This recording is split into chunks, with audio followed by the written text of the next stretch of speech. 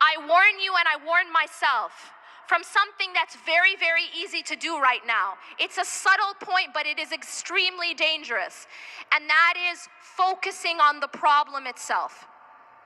See, one of the most powerful stories to me is the story of Musa alayhi salam in front of the Red Sea. I feel like within this story, it's like a narrative that explains our whole condition and the reactions that we have when we are faced with challenges.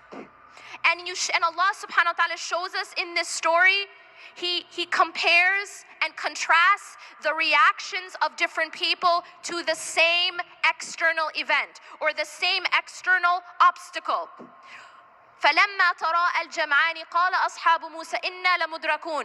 When Musa alayhi salam is now trying to escape Pharaoh, there's a Pharaoh following behind with his army, and now him and his people are they're in front of the Red Sea, and there's an army behind them, and this is a superpower army, and they're a group of slaves, and now they're put in this very, very difficult situation. Do we find ourselves in a difficult situation just now? Yeah, kind of. We have only a couple more days, right? We are in a very difficult situation. And when Allah says, when the two groups saw each other, the people of Musa, قَالَ أَصْحَابُ مُوسَى إِنَّا لَمُدْرَكُونَ. The people of Musa alayhi salam said, we will indeed be overtaken. That's exactly how many of us felt after the last election. We indeed will be إِنَّا لَمُدْرَكُونَ. And that's a very natural reaction to being stuck in front of the Red Sea with a superpower army behind you. It's a natural reaction that we had. But I want to tell you something amazing, and that is the reaction of Musa alayhi salam. In that same exact situation, he's looking at the same situation, but his basira, his heart is looking at and focused on something else. قَالَ كَلَّا. He said, no. By no means. The word kalla, as you know, is a very emphatic no way, absolutely not. قَالَ كَلَّا إِنَّ مَعَيَ رَبِّي سَيَهْدِينَ.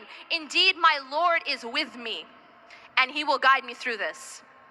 The reason why I love this story so much is because this story isn't just a story. It's awesome, it's something we tell our kids, but it isn't a bedtime story. It is a sign, and Allah actually continues to say إِنَّ فِي ذَلِكَ لَآيَةً, that indeed in this is a sign, but most people don't get it. Most people don't understand. It is, you and I are never going to be in front of a large body of water with an army behind us, but we are going to be put in situations where we feel trapped, and we are going to be put in situations where we don't see a way out, and we feel that way just now. We feel that way politically. We feel that way socially to a large degree. But what's so powerful here is how was Musa alayhi salam able to respond in that way? How was he able to say, no, we will not be overtaken. No, I'm not going to be shaken. I'm not even worried that we're going to be overtaken. Why was he able to do that? And the answer is because his focus was not on the problem. His focus was not on the Red Sea, and his focus was not on the army. His focus wasn't on Trump. His focus was on Allah. His focus was that no, inna ma'aya rabbi sayahdeen, my Lord is with me. And if Allah is with you, you don't have to worry.